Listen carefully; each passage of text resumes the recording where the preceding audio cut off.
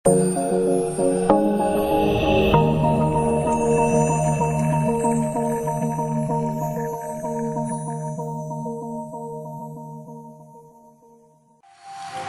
siang, kita bertemu lagi di pertemuan 5. Pada pertemuan 5 kali ini, kita akan membahas tentang searching atau pencarian. Apa itu searching? Bisa diartikan sebagai dia menemukan data atau nilai tertentu di sekumpulan data yang tipenya sama. Misalkan integer semua, char semua, string semua. Apa sih pencarian ini gunanya? Dia untuk nyocokin data. Bisa juga diartikan sebagai mencari data dengan menelusurinya. Tempat pencarian data itu bisa dalam array, berupa array dalam memori, atau internal, atau juga pada media penyimpanan eksternal. Ada dua metode. Yang pertama, pencarian beruntun. Dia nyari dari ujung kiri ke ujung kanan, atau ujung kanan ke ujung kiri. Data yang ada, bisa terurut ataupun tidak terurut.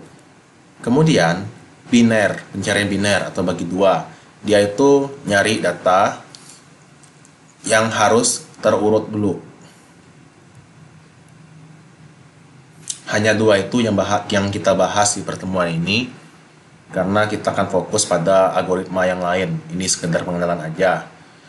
Pertama-tama kita belajar tentang pencarian beruntun atau sequential search.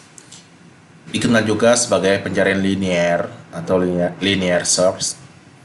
Dia ngebandingin setiap elemennya satu persatu secara berurutan, dari yang pertama sampai akhir atau dari akhir sampai pertama. Ada dua macam. Dia array yang sudah terurut, ada yang belum terurut. Terurut ini misalkan dari A sampai Z, Z sampai A. Yang belum terurut ini misalkan A, B, E, D, C, itu nggak urut.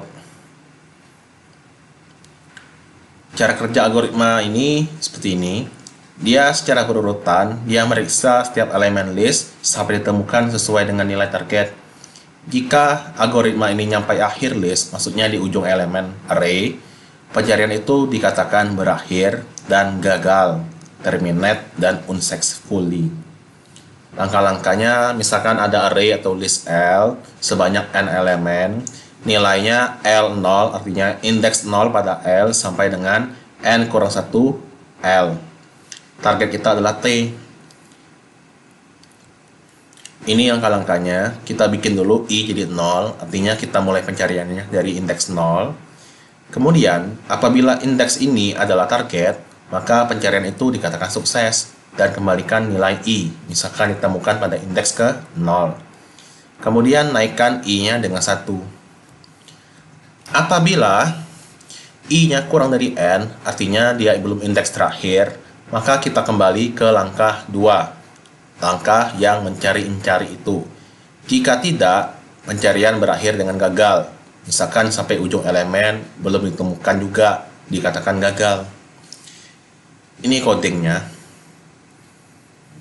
Kita bikin array A berisikan 12, 24, 13, 25, 10, 16, 21, 17, 15, 18 dengan bilangan counternya 0 dan flag ketemu nilainya false. Kemudian kita cetak dulu angkanya. Angka yang dicari diinput oleh pengguna dengan cin bill. Ini sequential search kita yang ini. Misalkan kayak tadi 0 sampai kurang dari 10. Counter kita tadi berapa? Counter kita tadi adalah 0. Jadi counter 0, dia jadi 1. Jika AI adalah berapa AI? Ini AI kita 0, 1, 2, 3, 4, 5, 6, 7, 8, 9. Tuh, AI kita 12. Sama nggak dengan target kita? Dengan bill. Bill kita berapa? Bill itu sesuai dengan ini yang kita cari. Misalkan kita cari 25.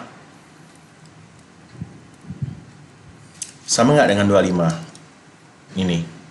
Tidak. Karena tidak, maka lanjut ke berikutnya. Indeksnya menjadi 1 dan counternya jadi 2. Sama nggak dengan 25? Tidak. Sama nggak dengan 25? Tidak. Sama nggak dengan 25? Sama. Berarti kalau sama, 25 sama dengan 25, angka yang dicari 25 berada di indeks ke I, adalah indeks ke 3. Berarti ketemunya true, berubah di true dan break. Counternya berapa? 4 misalkan. Jika not ketemunya bernilai false, maka dikabelkan angka yang dicari tidak temukan. Kemudian cout pencarian terjadi titik-titik kali. Counternya tergantung tadi. Counternya tadi kayaknya sampai 4 deh. Tambah 1. Kita lihat 4 kali. Seandainya tidak ditemukan, ini sama dengan 69? Enggak.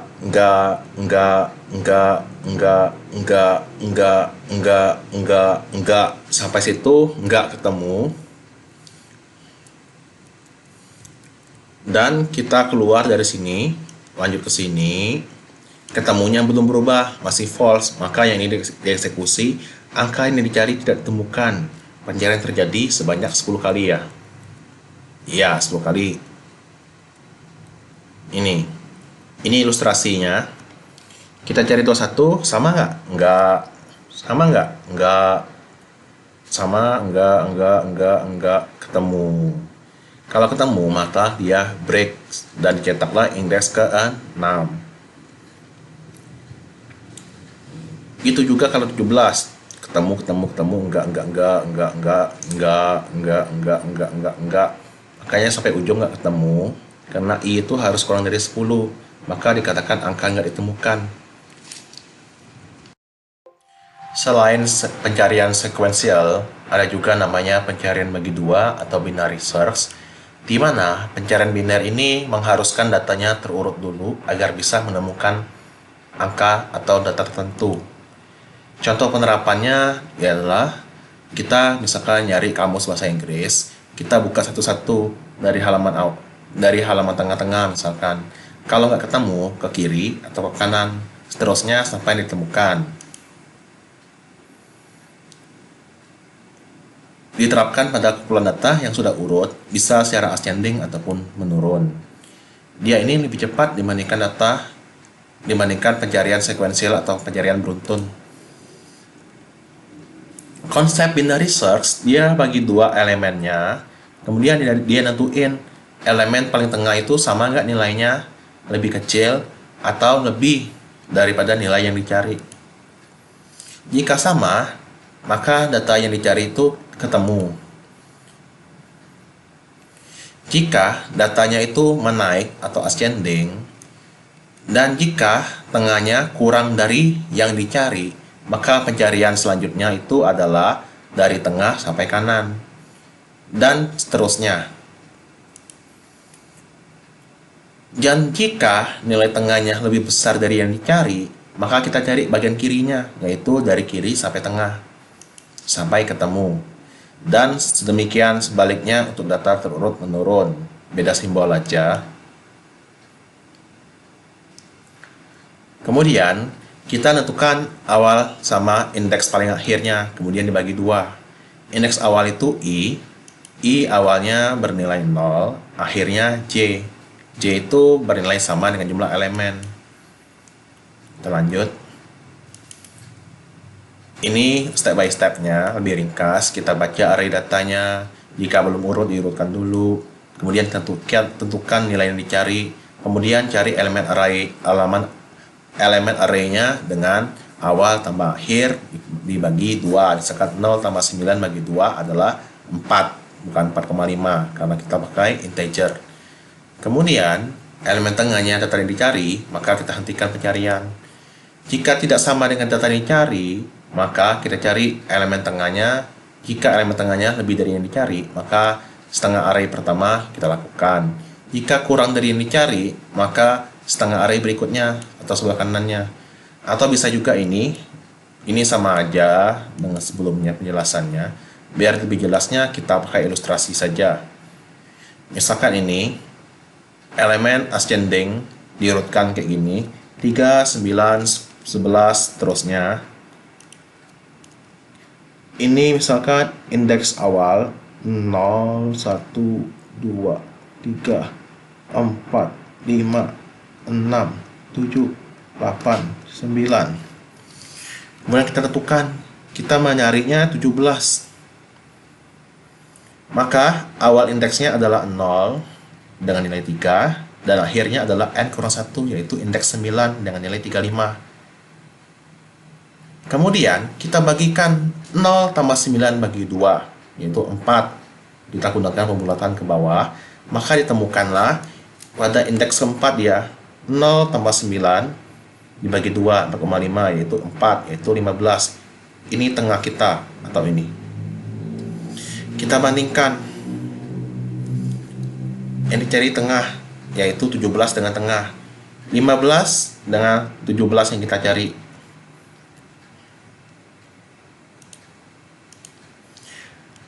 Karena yang kita cari lebih besar daripada tengah kita, maka kita lanjutkan dengan awalnya adalah tengah tambah 1. Tengah indeks 4 ditambah 1. Ini awal kita yang baru adalah 17. Kemudian kita perbarui tengahnya dengan awal yang baru 0, 1, 2, 3, 4, 5 tambah akhir dibagi 2. 14 bagi 2 yaitu 7. Berarti tengah kita sekarang adalah 23. 23 ini lebih besar nggak atau lebih kecil daripada yang kita cari? Lebih kecil atau lebih besar? Lebih besar ya daripada yang kita cari. Maka kita lakukan sebelah kirinya. Akhir baru adalah tengah ini dikurang 1 di atas sebelah kirinya, yaitu ini. Akhir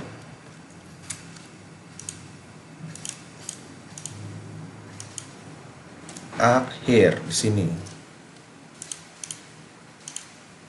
Di sini akhirnya.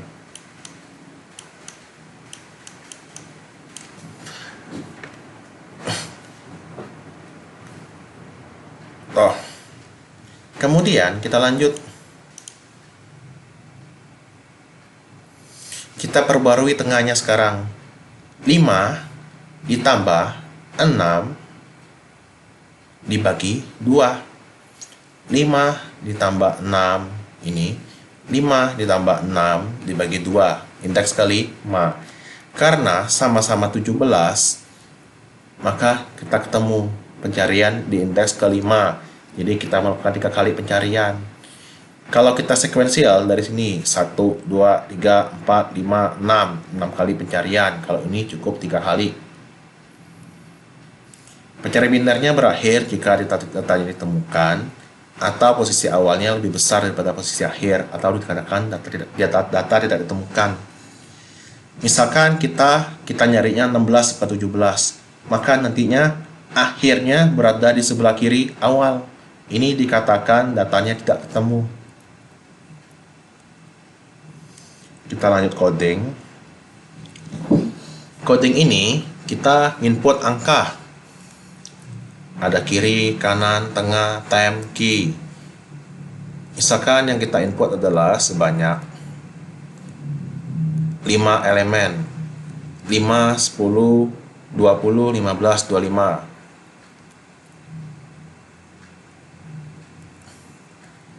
5 elemen.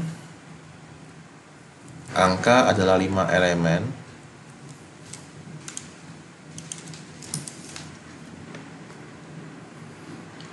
Angka sama dengan 5, 10, 20, 5, 10, 20, 15, 25.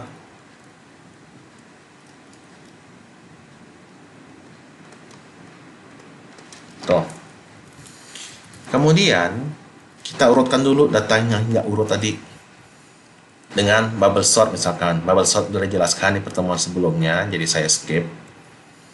Kita misalkan mencarinya adalah mencari 10. Mencarinya 10, T sama dengan 10. Yang ini diurutkan jadinya 5, 10, 15, 20, 25.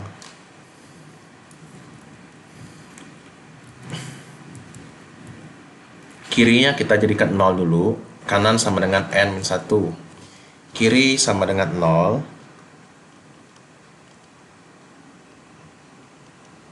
kanan sama dengan N-1, yaitu 4. Jadinya ini kiri, kita L aja, ini right atau kanan.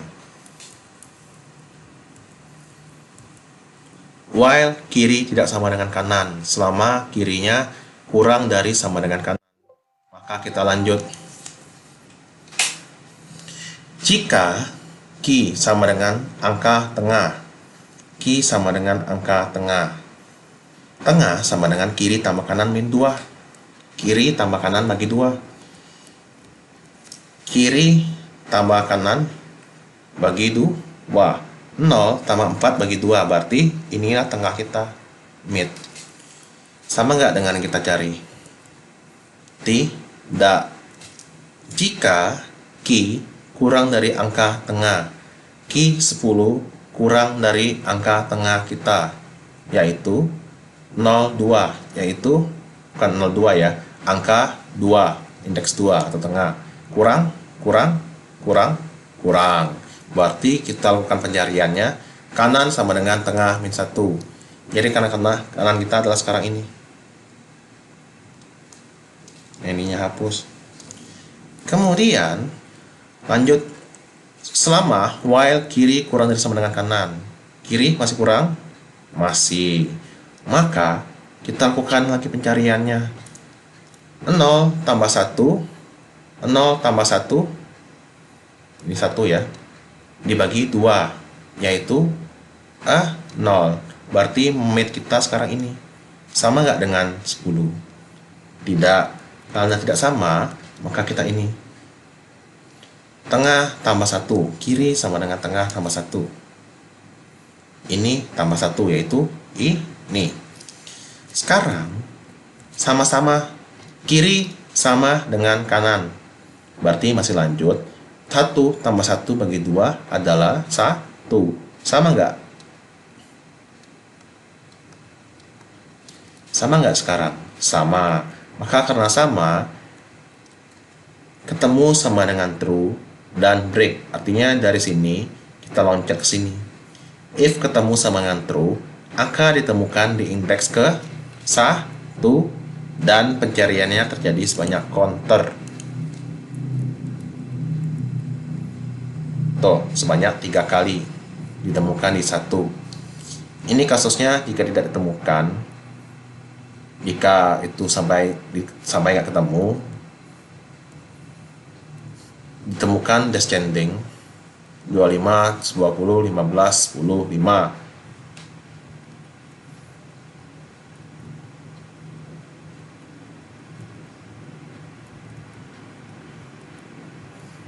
Ini yang descending. Ini untuk data descending. Kita pakai ini.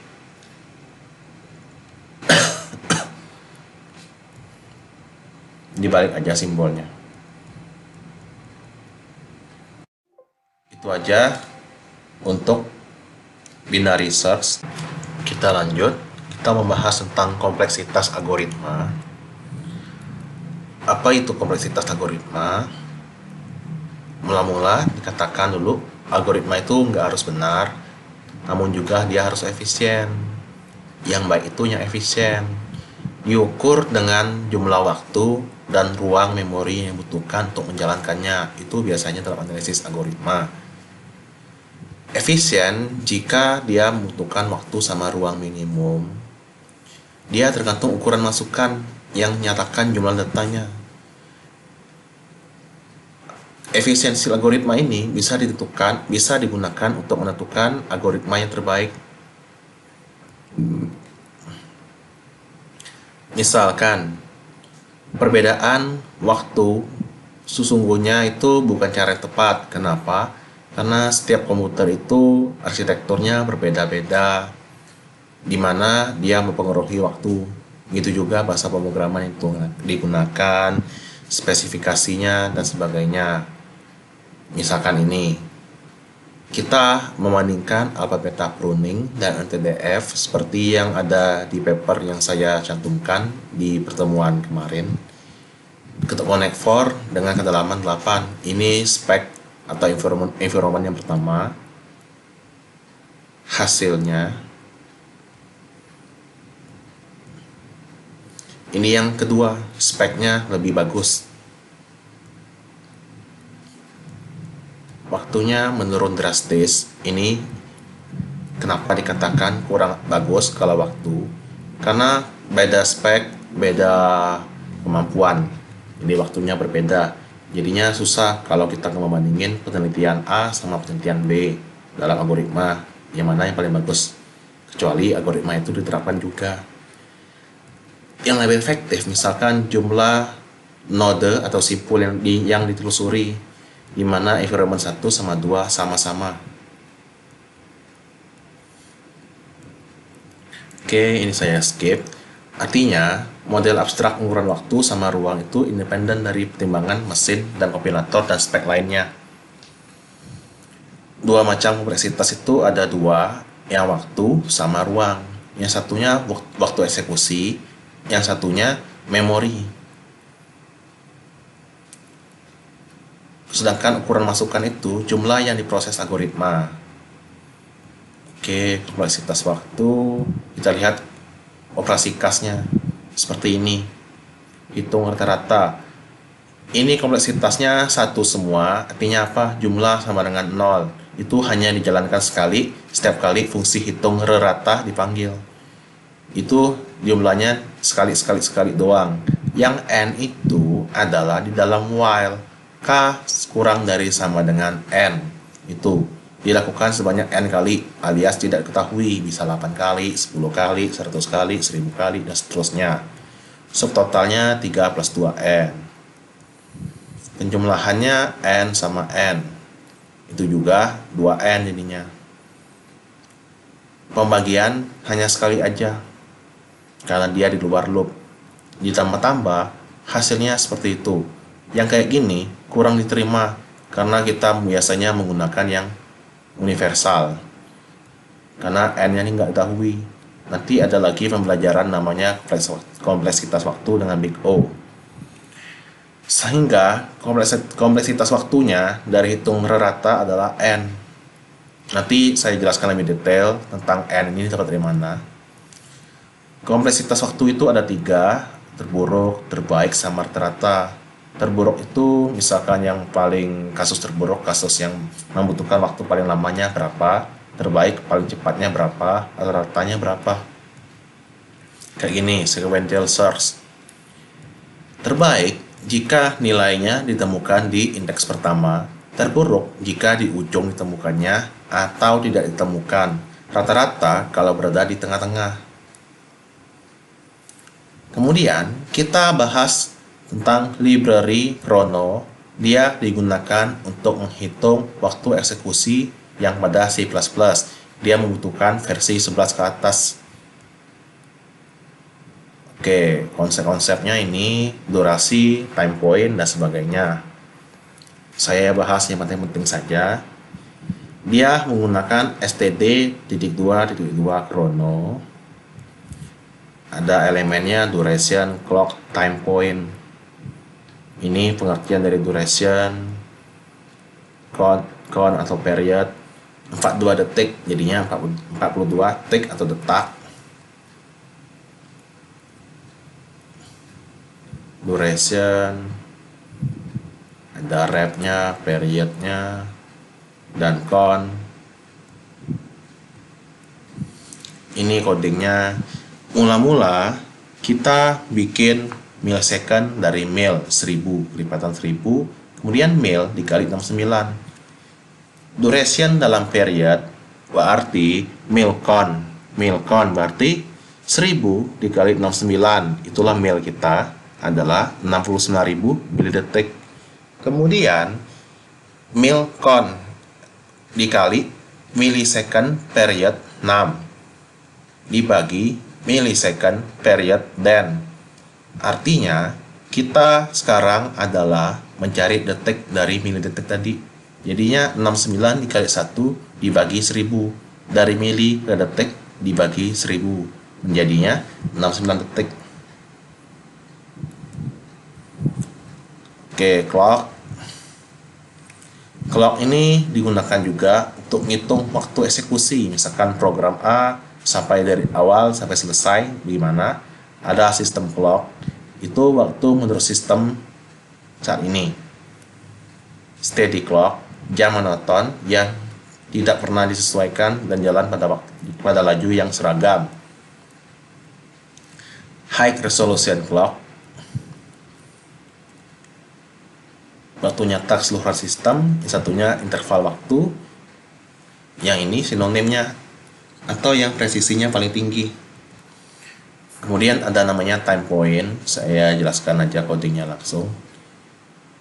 Ini, mula-mula kita import dulu library yang ada, namespace, std, chrono. Kemudian kita tentukan mau pakai clocknya mana. Kalau di sini saya pakai high resolution clock. No, jadinya hitung waktu saat ini, misalkan pada jam 13.00.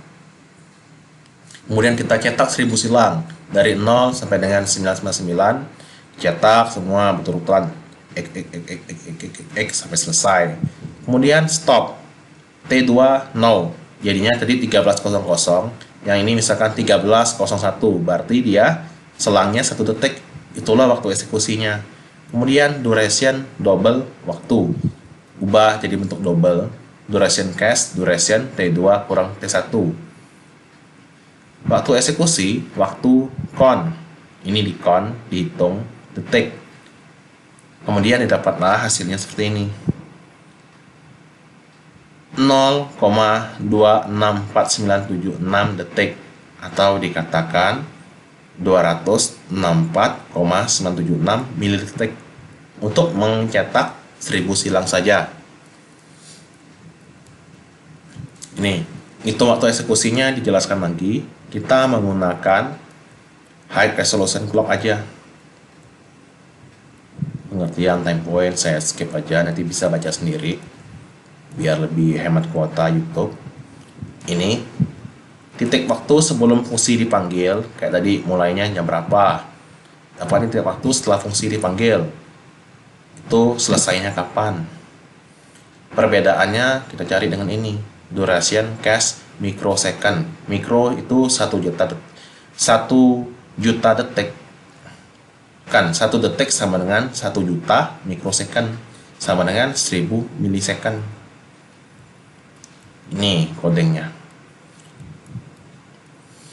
Sekedar aja, kita bikin vektor values namanya dengan 10.000 elemen. Kemudian auto F, tipe datanya otomatis F integer, jadinya kita bikin integer. Return random modulus 1000, artinya kita cetak angka dari 0 sampai dengan 999. Diacak-acak-acak, di 10.000 ini ada bilangan 0 sampai dengan 999, misalkan 0, 1, 7, 9, dan seterusnya. Kemudian generate values, begin values, and F. Kita mulai dari values ini, dari awal sampai selesainya, kita beri nilai F, yaitu 0 sampai dengan 999, dimasukinlah ke vektor ini. Kemudian kita bentuk titik awal, yaitu start, mulainya jam berapa. Kemudian kita panggil fungsi stl sort, quick sort, yang tadi values tadi kita urutkan otomatis. Kemudian kita hentikan waktunya. Kemudian kita jadikan microsecond. Berapa sih durasinya dari akhir sampai dengan awal. Kemudian kita cetak value size itu sampai dengan elemennya berapa, misalkan 10.000 elemen. jadinya 0 sampai dengan 999. Kemudian waktu yang dibutuhkan adalah mikrodetik. Ini mikrodetik tergantung kebutuhan, mau milisecond jadi milisecond, detik jadi detik, dan seterusnya. Ini hasil eksekusinya. Ini beda-beda ya antar komputer satu sama komputer lain. Makin tinggi speknya makin cepat. Kalau hanya detik bisa jadi hanya tulisannya 0 detik. Itulah dituliskan menjadi mikrodetik atau milidetik. Tergantung operasinya, makin kompleks itu makin lama. Kita lanjut, kita akan membahas tentang kompleksitas asimptotik. Kompleksitas asimptotik ini dia kayak menghitung kompleksitas dari algoritma itu. Dari dalam hal berapa sih resource yang dibutuhkan dengan satuan tertentu. Ini nih, melihat waktu tempuh algoritma.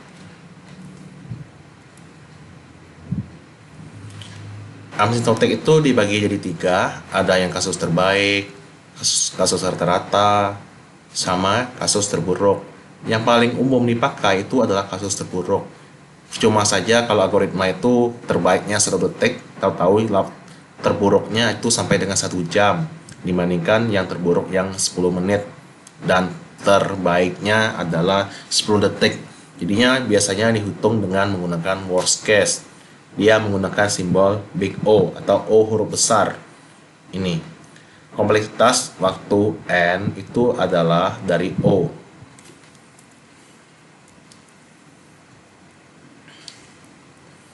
Ini dia menggunakan worst case, dapat dieksekusi komputer dengan waktu maksimal dengan worst case-nya. Kita bahas notasi big O saja. Ini misalkan kompleksitas waktu algoritma itu kompleksitasnya dengan waktu ya, Tn itu. Ini N Tn sama dengan Tn 2n kuadrat tambah 6n tambah 1. Kalau inputnya 10, maka ini 2 kali 10 kuadrat tambah 6n tambah 1. 60, 61. Ini 10 dikuadratkan jadi 100. Jadinya 261. N kuadrat 100. 100 inputnya jadinya gini, 1000 inputnya jadi gini, 10.000 jadinya gini. N kuadrat ini sebagai pembanding pertumbuhannya, lipat, ya mirip lipatannya atau pertumbuhannya. Dia sebanding dengan N kuadrat. Tumbuh seperti N kuadrat, maka kita nyatakan Tn di atas itu sama dengan N kuadrat, atau Tn bagian dari O N kuadrat. Bukan yang kayak gini, tapi kita menggunakan yang umum atau universal. Itu Fn batas atas dari Tn to N yang besar. Kemudian penentuannya, teoremanya juga gini. Intinya kalau kayak gini itu sama dengan N pangkat M, atau jika gini max dan ini. Intinya ini teoremanya, urutannya dari yang paling efisien ke tidak efisien. 1 paling efisien, kemudian log N, kemudian N kuadrat, N pangkat 3, 2 pangkat N, dan N faktorial. Itu dari segi efisiensi. Ini penyederhanaan N tambah 2N bagian dari max N, N kuadrat. Yang mana paling besar? N kuadrat. Maka N kuadrat dipilih. Kemudian ini juga N dikali N pangkat 2. Berarti dia adalah N pangkat 3. N 5N pangkat 2 itu N pangkat 2. Karena 5N itu enggak begitu signifikan bedanya. Oke. Ini kita penentuan notasi big O-nya. Seberapa sih big O-nya? Kalau dia terdiri dari C-in, C-out, dia hanya sekali, atau ngebandingin, atau pertambah perkalian, itu hanya sekali eksekusi, maka kompleksitasnya O1. Jika dia ngakses elemen array, maka dia O1 juga. Jika if, itu waktu eksekusi C ditambah statement true sama statement else. For jumlah iterasi dikali dengan kompleksitas sama dengan while, waktu yang sama jumlah iterasi dikali waktu C kali S. Waktu untuk manggil fungsi itu hanya 1. Ini ilustrasinya. Dalam jata angka ada K sama dengan 1, K kurang dari sama dengan 8 untuk while-nya, dan C out K plus. Ini, kita bikin 2 blok.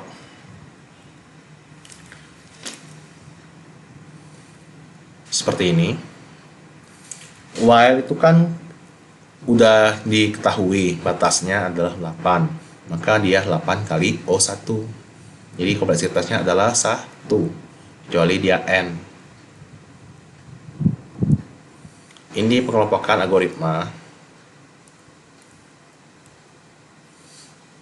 dari yang satu konstan, misalkan menukar posisi dua buah bilangan hanya sekali dijalankan.